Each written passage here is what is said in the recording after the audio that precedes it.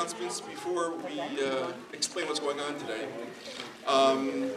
First of all, before you leave today, you're all going to get Hanukkah geld. Everyone scream, yay, we're Hanukkah.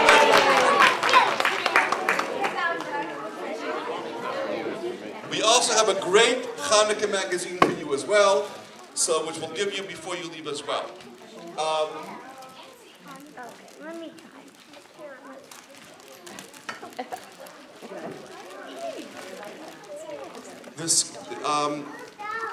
I'm with the Union County Torah Center in Westfield, and we have a Jewish Educational Outreach Center there, and we also have a Hebrew school, a Sunday school as well. Of course, if you're going currently to Temple Emmanuel in Westfield or any other school, that's great, but if you're not currently connected to a Hebrew school, we have a standalone Hebrew school, Sunday school, 10 to 12, once a week, in Westfield, that you're welcome to come to and to attend. You could even come starting in January. You can start in January. Matter of fact, from January to the end of the year, there's going to be no charge at all for the Hebrew school. So just keep that in mind. If you want to try it out and test it, you're welcome to do that.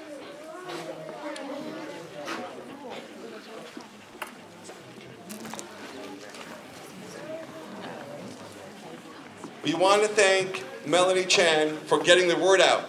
Everyone, 2, 4, 6, 8. Oh, then we appreciate Melanie. Yay, Melanie. Everyone, come on in. We got room along the side here. We don't want to block the entrance, though, okay? If everybody can move in, we got room along the side, okay?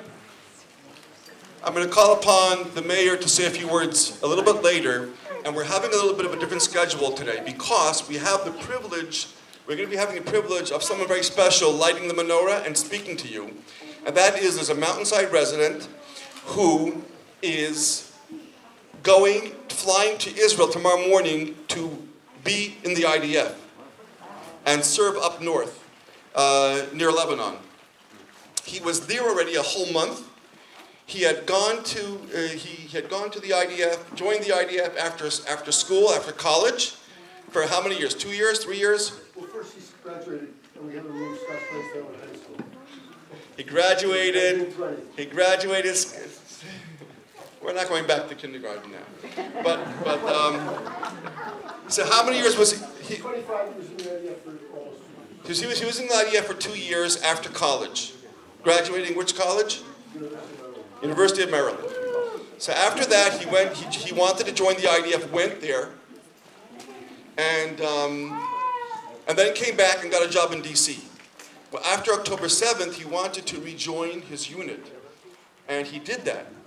And he went back, and he rejoined the unit. He was there for a month, and they gave him off for 2 weeks, and he flew back to New Jersey for 2 weeks, and he's going back tomorrow morning to continue serving in the IDF. So I thought it was very special to have a Mountainside resident doing that, and so he'll be the one. We're waiting. He's arriving now. Metro Park will be here soon. We're going to wait for him to light the menorah, and he'll also say a few words as well. And that is when the mayor will also say a few words then. So right now we're turning around the program a little bit. We're going to be having our donuts now. I hope you brought a lot of napkins with you. But we're going to go now to the other room, in the conference room here, and everyone's going to have a delicious donut, and then we're going to come back, here for the lighting. Does that make sense? I think it makes sense. Okay, everyone, in an orderly fashion. Every year I'm tempted to say, I really shouldn't say it, but I have this desire to say it. Ho, ho, ho, happy Hanukkah. I don't know. Got the white beard. A few more donuts, I'll look the part, you know? But anyways. So, we're going to be lighting the menorah now. And Dylan, the soldier, is on the way here. He'll be here around 5:45. Yeah, 5:45. So those of you who want to stick around and meet him, he'll say a few words when he comes, but we're not going to hold everyone in case people have to go places. You can do that. But hopefully when he comes, he'll address us. But we're going to have, we'll have his father, Ron Redfield, will give the father the honor of lighting the menorah because, as you know, parents also are sacrificing when their kids go off to war like that. So lighting the menorah during this period of what's going on in the world right now is very special and very more important than usual because we're doing it in public. Outside would be more public, but we're doing it here. It's also public, and we're showing the world that we're proud of our Jewish identity. We're not trying to hide it. We're not intimidated, and we're going to be celebrating our Judaism with joy and very publicly. So that's a very important message for this year's menorah lighting. In addition, the light of the menorah represents moral clarity, which is something that's very much needed nowadays. And often, there's two sides to an argument, but we have the menorah that gives off the light, and the menorah represents the Torah. And the Torah, for the Jewish people, is what decides and what dictates what is right and what is wrong, and what is ethical and what is not ethical. And that's where we go to. We go to God's wisdom and God's inspiration to find out what is right and what is wrong. And therefore, in today's day and age, we have to use that moral instruction to know what's right and to follow that way. And then we know we're on the right path. I'd like to call upon the mayor to say a few words to his great town.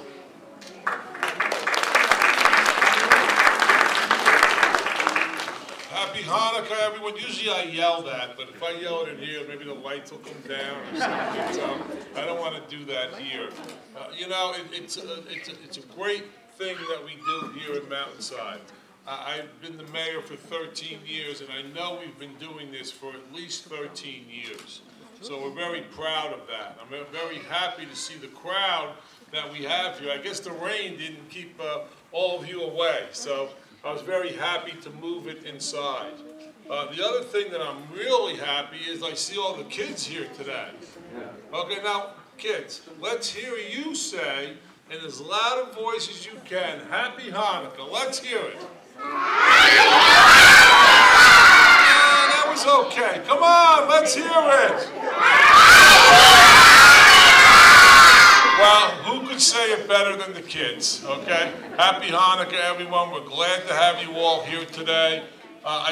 When I first spoke with Rabbi Block, I called him a pastor. He thought I gave him a nice blessing, but he's not a pastor. But he's a great guy. He called me yesterday because of the rain, and he wanted to know if we could move it inside, and it wasn't a problem. I made a couple phone calls. We're glad to have all of you here inside today. Actually, it's safer. Everybody wants to feel secure, especially in these times, and you hear some crazy, crazy stories. And we don't want that in Mountainside. We respect everyone's rights in Mountainside. We're glad to see that you're here today, and you heard enough from me. Happy Hanukkah. We have to give the mayor a special thank you this year, since I called him last night, Saturday night. I have a cell phone, thank God. And I was able to text him, and he was able to make this happen this morning. It wasn't a simple thing.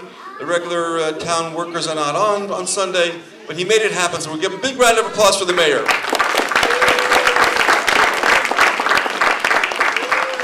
I'd like to call upon someone who's very important and very influential in getting the word out to everyone in Mountainside. She has everyone's number. Melanie Chan, come say a few words. If she doesn't have your email, make sure you give it to her, because she's the one that you get on her list and you know what's going on.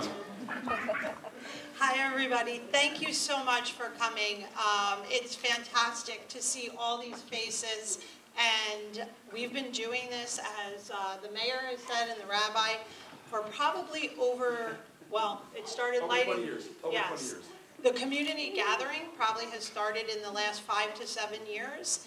And it's amazing to see all these faces, the participation, and especially at a time like now, I know it's very meaningful for everyone to gather and feel together. So again, I appreciate everyone coming. Yes, especially you. And like I said, Melanie Chan, I am the one that's putting it on Facebook. Feel free to reach out to me if you want any other information or different things. But again, thank you for coming. And I am fortunate to have a 17-year-old son who'd like to say some words. So I'm going to call him up. This is Sawyer. one of the older kids of the community. Hi, thank you. Sorry. Good evening, Chag Sameach. My name is Sawyer Chan, and tonight we are here to celebrate Hanukkah. To me, Hanukkah is the festival of light, but also the festival of tenacity and miracle. When lighting the menorah, we commonly acclaim the single night's worth of oil that fantastically lasted 8 days. But in Hebrew, Hanukkah actually translates to dedication. Beyond miracles, Hanukkah symbolizes the rededication of the temple in Jerusalem. In the 2nd century, Syrian and Greek tyrants occupied Jerusalem, oppressing the indigenous people of Judea. But we not only acknowledge the miracle of light, but I believe the greatest honor belongs to the Maccabees, who liberated the temple from its occupiers. Today, I would like to not only the Maccabees of the past, but also the contemporary Maccabees fighting for Israeli sovereignty, security, and the elimination of anti-Semitism. I hold immense admiration for the soldiers, legislators, educators, and activists who unequivocally defend the Jewish cause. I'm currently a high school senior, and I'm applying to colleges, exploring the world independently, and getting ready to embrace the next chapter of my life. In the world's most tolerant and oppressive country, I don't understand why I feel unsafe when wearing a Star of David, when entering my synagogue, or when considering colleges in my application process. Faculty members and students hold a subliminal hatred and then an outward expression of tolerance towards anti-Semitism, which is incredibly frightening. Pernicious misappropriations of history and extremist jihadi rhetoric have now infected the public opinion, distorting truth, justice, and liberty. Never have I seen such a cancer spread through our social fabric. Jewish people are considered morally reprehensible for supporting the existence of their religious state, and terrorists are praised for massacre, which is rebranded as liberation. The Maccabees fought for liberty. Hamas fights for a brutalitarian regime. However, as the story of Hanukkah illustrates, this is not our first time, and the Jewish people and state of Israel will reign strong, continuing their achievement in technology, education, and innovation, and their culture of acceptance, democracy, and collaboration. Our willpower will outlast poisonous narratives and weak terrorists. Jewish strength and the support of the world will allow us to forever celebrate the Maccabees of then, now, and tomorrow. Am Yisrael Chai and Chag Sameach. Thank you.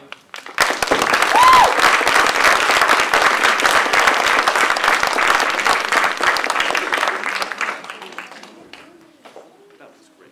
Fantastic. Okay. So that was absolutely great. And Dylan will be here by 5:45. That's 10 minutes. We're going to ask his father, Ron, to come up and say a few words, okay? Please, Ron. Hi, everyone. I'm Ron Redfield. I've lived in Scotch Plains on Deer Path, and that's why the rabbi confuses it, for over 32 years. So thank you all for coming. My son is Dylan Redfield. He's 25. So we're real proud of him. Excuse me, sorry. And I'll tell a very quick story. And the rabbi said he was in the IDF, he came home, he had a great technology job, but as soon as it happened, he went in and said, "I'm sorry guys, I'm out of here." And the next day, they sent them on JFK. And the rabbi said, "Oh, he won't get deployed, he's an American, but Dylan can talk his way into anything," and all his old commanders requested him, and sure enough, he's deployed in northern Israel. That's all he tells us. We don't know much more. Yesterday, I was visiting my sister in California, and although she's Jewish, she's totally secular. Her husband's not Jewish. He's my best friend, or one of my best friends, from so many decades. Well, yesterday I went to the local Chabad in Thousand Oaks, California, and I know the rabbi. And he's like, I want your sister and brother-in-law here tomorrow for their candle lighting, which is today in Thousand Oaks. I go, "Rabbi, I'm not going to get her there. She's not going to go." He's like, so when I left that day, he's like, "Listen, you tell your sister there's a lot of darkness right now, and we need the light of Hanukkah. She must be there to support her nephew. And I went home, I said, Diane, would you go? She's like, absolutely not. I'm like, well, here's what the rabbi said, and I will guilt you into it. So she'll be there at 4 o'clock Pacific time. So that's it. And I'm very proud of Dylan, and very thankful for Rabbi Block. And that's all.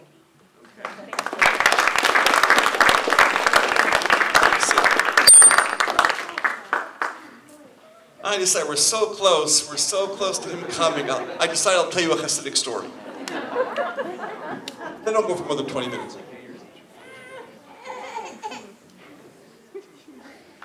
The mayor is a very smart guy. Now we're going to have my son Shalom. We're going to keep the kids busy, and all the kids are going to get Hanukkah gelt now, while we wait.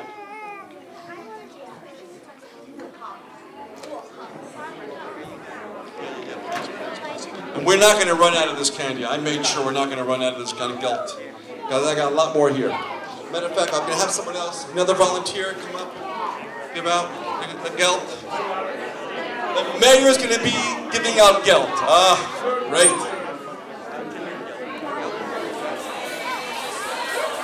Big round of applause for Dylan Redfield.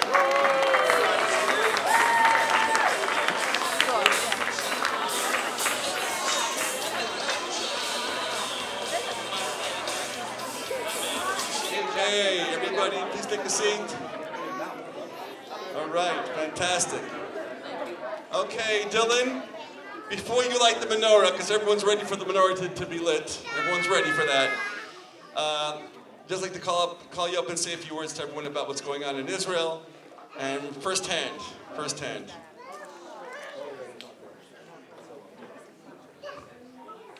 Hi, everyone. My name is Dylan Redfield.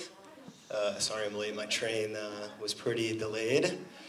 I don't know if Rabbi Block introduced me before this, but I'm from here, from Scotch Plains, just up New Providence. After high school, went to college, normal kind of deal. And after school, didn't start working like most of my friends. I went to Israel and joined the IDF. I was there for a little while. Sorry if this microphone is... Is it okay if I just talk about the microphone? Yes. So yeah, after college, I went and joined the IDF. I was in the Nachal Brigade. It was a combat unit. I was there until 2022. I got out in March and spent a few more months in Israel before coming back home, started my life in Washington, D.C. I work as a software engineer. I've been there for about a year, doing the normal life kind of thing, until obviously, like we all know, October 7th happened, and after that Shabbos, I saw that my unit got called up for the reserves. It was actually the first reserves that we had done. It was we just got out very recently, so we hadn't been called for the reserves yet. For the first time, us going in and meeting our new commanders, and everyone was for the reserves. But once I saw that my unit and all my friends were called, I got on the first flight and made it to join up in the war. Which I've been there for the last 2 months. Thank God we were on the front line for about 2 months on the border of Lebanon, fighting with Hezbollah, which was pretty intense for quite a while. But thank God they rotated us off the front about 2 weeks ago. It all happened very suddenly. They kind of just told us, all right guys, you guys are going home in about an hour for about a week. And I kind of cracked a joke for my commanders, like, oh, so I'm gonna fly home then if we're getting home for a week. And they were like, no, yeah, like seriously, like fly, like this is the time to do it while we have the break. And so an hour later, I was on the train to Ben Gurion Airport and managed to fly home and see my family, my friends, my girlfriend out in D.C. That's where I just came from. And now I'm flying back tomorrow morning where we got our new assignment. Rabbi Block asked me to talk about a couple things, but I don't know if we have time for that anymore. Do you still want me to? So I think one of the things he really wanted me to talk about was, kind of some of the stuff we're hearing in the news and all the anti-Semitism, and a big source of that is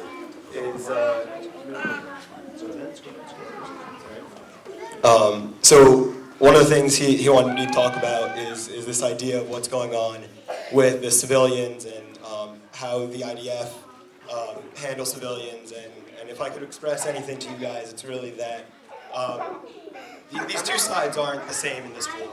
And we have a side who really cares and is passionate and feels that it's a responsibility to protect civilians. And you have another side of this war who sees civilian casualties as not a bad thing, as not a downside, but an advantage in their fight, in the global fight, in the PR battles.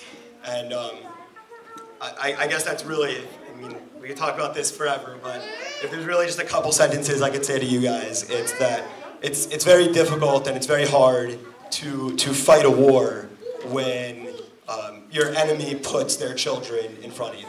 And when they're trying to fight, they're not using concrete as bunkers, but they're using hospitals, and they're using schools, and they're using living civilians. And I think when we read the news and we read the media and we read what's going on in college campuses, and when we read what's going on in our schools, in our public schools, understand that those are the two sides of the story, and that's being misrepresented, and it's not right.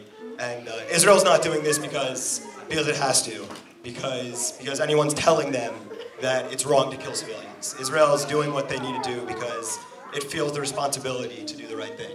And it's unfortunate that the other side of this war is not a democracy and doesn't value life and doesn't value their children. And in this conflict, there is a good and there is a bad.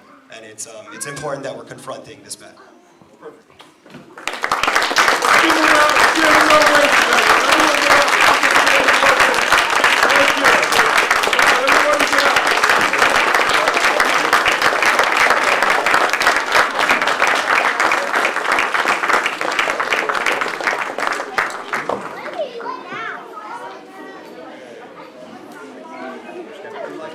Like I explained earlier, we're lighting the menorah with oil this time. A little oil, not candle, because that's the best way to light the menorah is with oil, because the miracle happened with oil. So we're going to give the microphone to Dylan, and he'll lead us with the blessings, and we'll all say it. Yeah.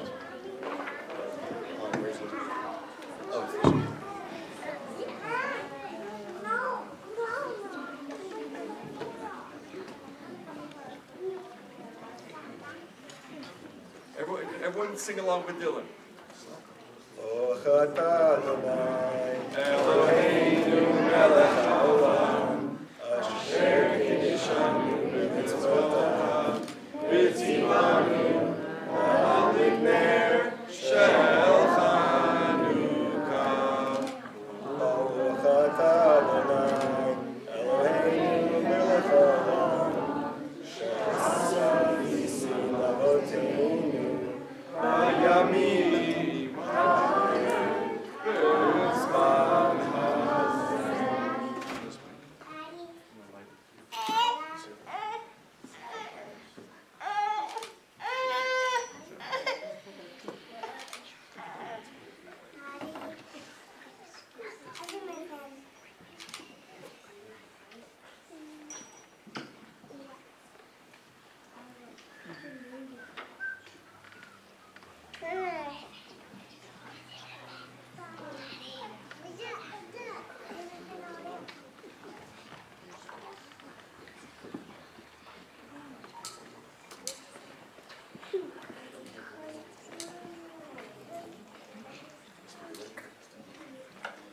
Now there's a very famous song that we sing right after we blow the menorah and it goes like